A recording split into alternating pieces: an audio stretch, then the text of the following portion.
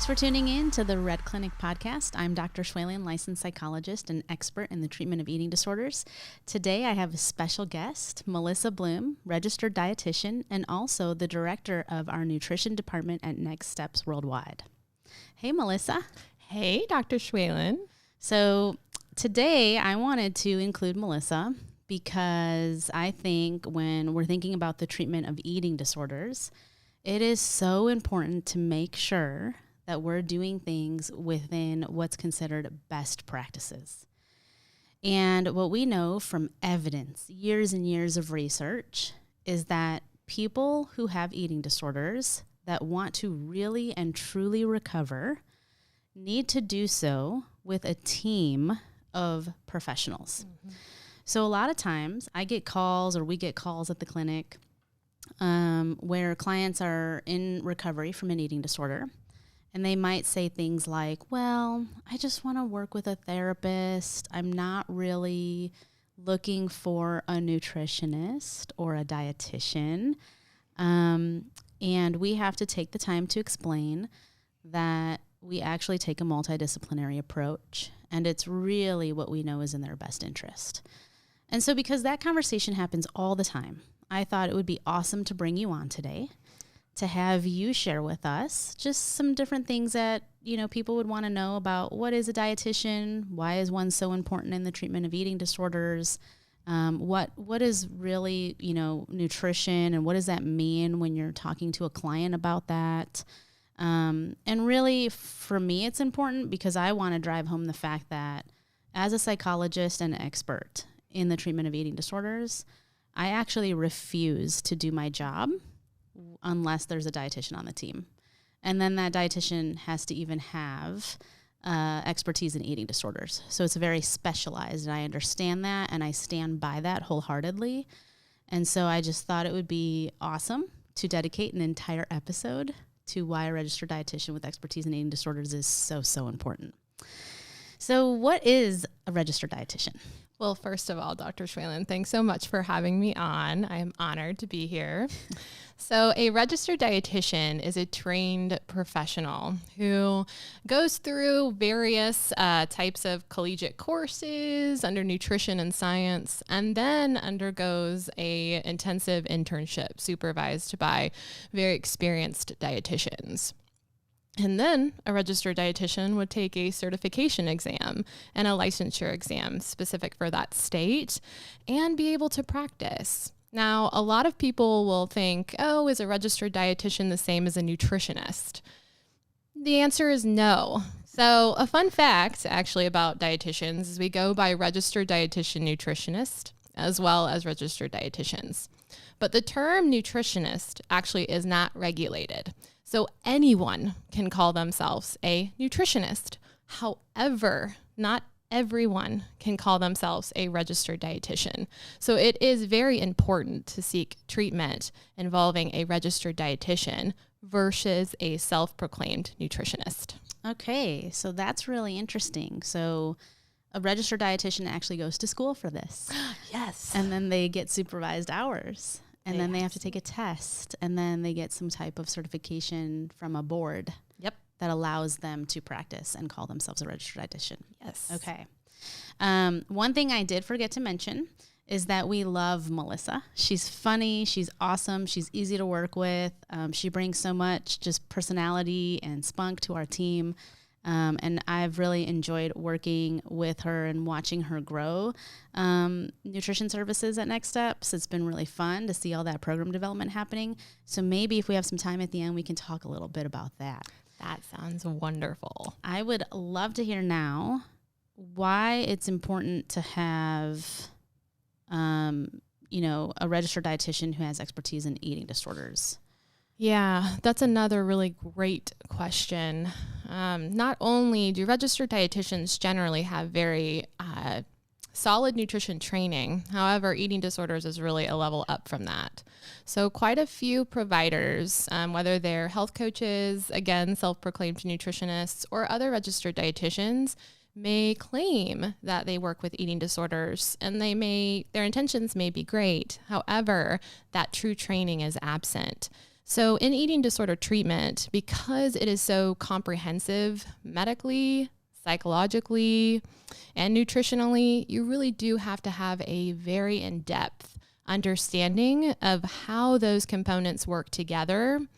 And not only that, usually experience in higher levels of care to know the continuum of different treatment types at different levels of care, so we can direct and help direct what our clients need for eating disorder treatment. Now, the third piece to this is that dietitians who may not provide the expertise for eating disorders could exacerbate or make an eating disorder worse by focusing on weight loss or other disease processes that could be masking an eating disorder. So it's very important. Okay. So thank you so much for all of that. As you were talking, I was thinking about just different examples of how we've seen that come alive, right? So I'm thinking about different clients that have called in for their own recovery, and they might already have a dietitian that they're working with. And then I hear things like, well, my dietitian, doesn't think I need to be on a certain meal plan, and the one that I'm on is one that I'm comfortable with. What's wrong with that? It really doesn't challenge the eating disorder. And in that level of comfort with food, it's keeping them from continuing their recovery. So as a registered dietitian, it's extremely important to push that for our clients with food exposures or different kinds of meal plans and understanding what all goes into that to meeting their nutritional needs, but also eating a variety of foods too.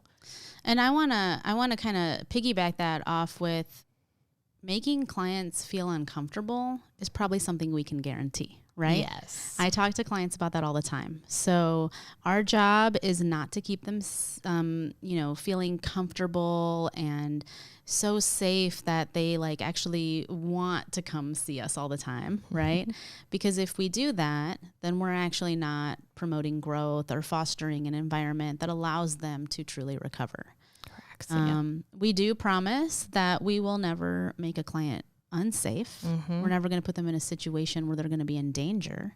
That's a guarantee, right? We'll always talk to them about what's in their best interest, but we will find ourselves in situations with our clients that make them uncomfortable. Yes. So from your perspective as a registered dietitian who understands eating disorders, how do you deal with that, in session when a client's sitting there talking about things that maybe make them feel uncomfortable or they're trying to avoid going there? How do you handle that? Well, a lot of our work involves a multidisciplinary approach. So I really work to lean on and coordinate care with our eating disorder specialized therapists and psychologists to help me navigate what is the best route of making this push for nutrition or a healthier relationship with food. Because that multidisciplinary approach really creates this beautiful canvas for us to move forward nutritionally and psychologically working together. So for example, when we're doing food exposures, it may not work for me to say, hey, you need to eat this. The therapist can provide me or other dietitians the way to how to approach that in the best interest of the client so they can feel safe and empowered. Okay, so you really lean on the team, and I've seen you do that all the time. I even have the example of what just happened yesterday, right? So I was talking to a client and they were sharing the experience of, going to a restaurant that they don't normally go to, ordering a menu item that they're not used to ordering. And the item was actually one that is easily seen as a triggering food for an eating disorder, especially the traditional kinds like anorexia or bulimia. And she was saying things like, I ate past feeling full. I definitely overate. I'm feeling really guilty. I don't know what to do. I was having urges to exercise. And I literally said, hang on a second. And then I came to your office. I came and got you. And I had you join for just a minute because I wanted to be able to establish the premise that this actually just isn't about the food. this is the eating disorder. Yes. And so you were able to do that for us because you were able to speak to like, well, actually the meal plan is this and intuitive eating works like this. And so all of those feelings aren't really because you overate. Those feelings are there because you ate a really triggering food. Yes. Right. And so I wouldn't have been able to do that without you. Right. Likewise. All right. So let's talk a little bit about nutrition. Okay. Why can't I just go Google like, the new fad diet and follow that and have all my dreams come true? Really firing me up with this topic. This is one of my favorite topics. So nutrition is a multi-billion-dollar industry. And when we have that kind of depth to something in our society, there's going to be a lot of information the majority of information that is not towards your best interest. And when we take that consideration, we start to question what is actually true with what we're hearing on. I think I heard the phrase Google therapy or Google a medical or Google nutrition. Right. No, don't do it. And so when there's such an industry attached to it, it's really important to actually seek out the truth with nutrition. When so many other people are benefiting from your feelings of failure on food or what you don't know, or in fact, to go a little bit more in depth, the feelings about your body and dictating what you should do about nutrition without knowing you as an individual, that is a red flag. It can be extremely damaging. It is part of our dieting culture. So as a registered dietitian, we really know how to sift through that information that isn't really correct or it's taken out of proportion. There is one of my favorite taglines, and I call it a tagline or a headline, was sugar is as addictive as cocaine. That is a headline that is untrue. There are some components to that mechanism, but it's not as addictive as cocaine. That was just there to grab your attention so we can get clicks. So we have to be really careful with our well-being and nutrition information and what we actually choose to listen to and know how to nourish our bodies outside of what our industry, which is fairly corrupt, is telling us to do. Okay. And I actually spoke about that, I think, last week in the episode when I was speaking on social and psychological factors that contribute to eating disorder development. And I use the example really similar to what you said about how, there's people out there in the industry, marketing to people who have money, and the people who have money are those that are adults usually, and the adults tend to have more access to advertisements and things like that, but so do kids. And so now all of a sudden, we're being played, right, as a society in terms of big industry profiting off of the fact that we're dissatisfied with how we look or don't feel good about just something to do with body image, right? Yes. Okay, so you also alluded just a second ago to, sugar and cocaine, like there might be some similar mechanism. You said that, right? Yes. What does that mean? And how would you talk to a client about something like that? Yeah, so that's a great segue into really leaning on what registered dietitians can provide for you as well, is knowing how that hormonal shift with mood in our brain, with our appetite, with different kinds of foods can actually do hormonally to our body. So when we have consumed something that is in highly refined sugars, then typically that will light up portions of our brain, the lovely hormone that you know a lot more about than I do, called dopamine. And it makes us happy. That's why it's great and fun to eat cookies and candies. There's a reason for that. It is not because of your lack of willpower, which our dieting industry gets us to think. So when we have food like that, so different kinds of foods can can affect hormonally how we feel as well. And when we see a tagline like that, we have to be cautious of, is that actually true? To an extent, a very smaller extent, yes, but not to the point of creating this chaos in our brain that is accompanied by addiction. Okay. So, I mean, you weren't lying when you said nutrition really is a science, because right there you sounded really scientific. You're talking about hormones and mechanisms and dopamine and all of those things. Do you talk about these things with clients in sessions? Yep. We talk about these things in depth, specifically to a client and the individual perspective.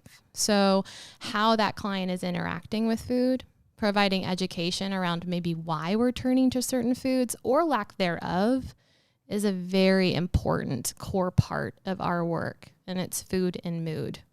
So inside of eating disorders and outside of eating disorders as well. So we spend a lot of time working on understanding that portion of nutrition in our sessions together, so you can have some self-compassion towards your food behaviors. That's so interesting. So you're taking the science, but then you're also applying it individually to the client sitting right in front of you. Yep. So that kind of segues into like a meal plan. If I go see a dietitian, right, I think the misconception is they're going to put me on a diet and I'm going to lose weight. And I've learned just from working with dietitians throughout my career is that really a meal plan is your way of writing a prescription based on what is best for that client. Yes. So it's not a diet. Right. It has everything to do with all this science of that individual person. Yes. So what do you want us to know about meal plans? So if someone hands you a meal plan without getting to know you or is not an expert, don't follow it. Usually people who I see say that, hey, I was given a meal plan by so-and-so, chicken, broccoli, and rice all day, every day. It's a popular one. Oh, and eggs maybe in there too. And they wonder why it becomes really boring and the same thing over and over again. And they start to internalize, like, what's wrong with me? So I just want to segue into what I'm going to talk about with that notion. So a meal plan is really a roadmap. When we're creating nutrition guidance for someone, a meal plan is a roadmap to create structure in their life to support their recovery or to support mental health recovery in general. And if we don't have that structure in our day-to-day with the nutrition to support our being inside and out, then we really can't expect ourselves to improve or progress. So meal planning is not just handing you a sheet of paper and saying, hey, eat this in this quantity and this amount. It's a roadmap to guide you to trust and relearn the process of intuitive eating and how your body actually feels with food. And you're your best own advocate. Okay, so now I'm thinking of two different questions, right? So obviously I think we need to talk about what is intuitive eating. When is someone with an eating disorder even ready for that? Like, how do you know that? When would you even recommend it? Okay. But the other thing I'm thinking of is if a meal plan isn't instructions, because I even used the word prescription just a second ago, right? So I'm going to call myself out on that. If it's not instructions about like what dose of this nutrition I need at this time of day, then what do you mean? What's a roadmap? Like, what would you actually write on a meal plan? Yeah. So it really depends upon you and your presentation and the amount of structure that you need. So some clients that I see may need a little bit more structure around their nutrition roadmap when that's involved with meal planning together. And some clients may need a little less structure because structure actually is more triggering or creates more chaos in their brain. So it really depends upon that individualized approach. So knowing what structure, even the word structure, even the word roadmap is so individualized to you that there's not one size fits all. And that is a common misconception with nutrition. Well, and I'm really glad that you said that because it's not one size fits all. There is still a real way to take an individualized approach and continue to challenge an eating disorder. Yes.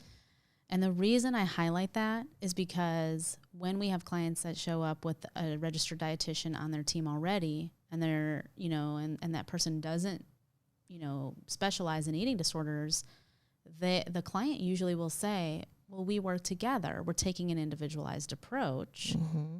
And what we come to find out is really that dietitian's not challenging the eating disorder. Yes. So you're able to do both. You're able to take that individualized approach based on what that client really needs to become healthier, right?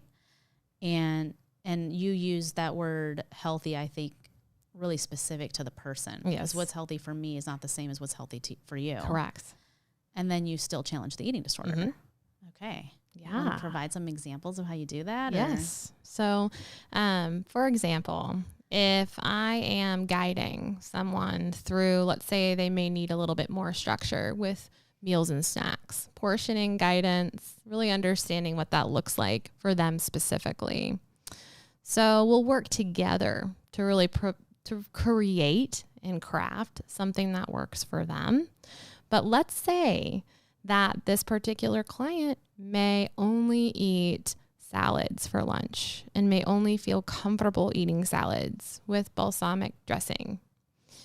What I would do, and really pushing the client to increase their food variety and push their eating disorder, is planning out different times to be able to engage in what we call food exposures. So challenging, maybe it doesn't look like challenging the whole salad at first. Maybe it looks like challenging the dressing. Maybe it looks like challenging the different type of protein. Then progressing, maybe it's a side salad with something else, just to increase that variety. But walking alongside of someone in their eating disorder recovery, I can see your question. That's such a fine line with like feeling comfortable and at the same time, so feeling safe, should I say, but at the same time, really pushing them and empowering them that eating something different will be okay. And their body metabolically will understand how to process different nutrients. Okay. So you take a lot of time, this is what I'm hearing you say, in your relationship with each client. Mm-hmm. You're building trust with that client so they can feel safe as they take the next step and the next step and the next step to recovery.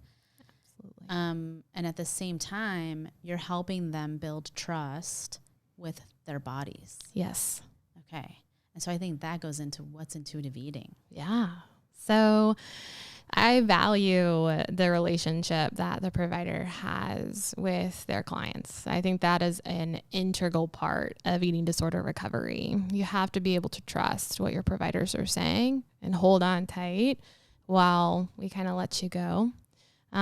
So leading to your question, intuitive eating, I'm going to summarize this as much as I can. It's a loaded question, right? Yeah, because I feel like this could probably be a whole nother separate topic. And we can do that. We can make episodes on this thing for whatever we want. Yeah, intuitive eating is a little controversial in some nutrition worlds, but it's also very accepted in different worlds. So intuitive eating in summary is really understanding how to trust your body with food. So understanding how to recognize your hunger and fullness, but that's not it. So when I ask people what intuitive eating is, that's their number one answer. How do I recognize my hunger? How do I recognize my fullness? And that's it. That's all intuitive eating is. No, it's our relationship with food. So understanding that how dieting mentality or food restriction or dieting in general has really contributed to your relationship with food,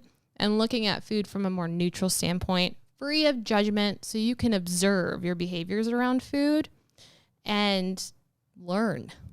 So it takes some guidance. It takes trust. It takes appropriateness in where someone is at in their own recovery, because essentially we're letting go. But when I say that too, people will say, I don't want to eat everything in sight, or I don't know how to trust my body. But when we view it from a space of this non-judgmental approach, then things become so much more relaxed. And when we're relaxed at a meal, we can observe. And when we can observe, we learn. When we learn, we trust. So that's it in summary. I mean, there's many more components to it around body image and movement and honoring our health around intuitive eating too. But that could be a whole separate series. Well, I think what you just said, and we will definitely do that series here in the near future, but what you just said about, stepping back and being curious and being non-judgmental, really just learning, about maybe how you're feeling or what you're thinking, what's going on with that food, and then coming back to the registered dietitian sessions with you, right? Mm-hmm. And processing all of that. Yes. That's part of intuitive eating. It is. So you're not doing it all alone. Correct. You're building insight and mindfulness around it, but you're doing it with your client side by side. You're really walking with them in that. Yes. Okay. And so I think we could go on and on forever, but this was awesome. Thank you for coming today. Thank you for having me. I hope you come back soon because we have so much more we need to talk about. Yes, we do. All and right. I'd love to. All right. Well, then we'll see you next time. Thanks.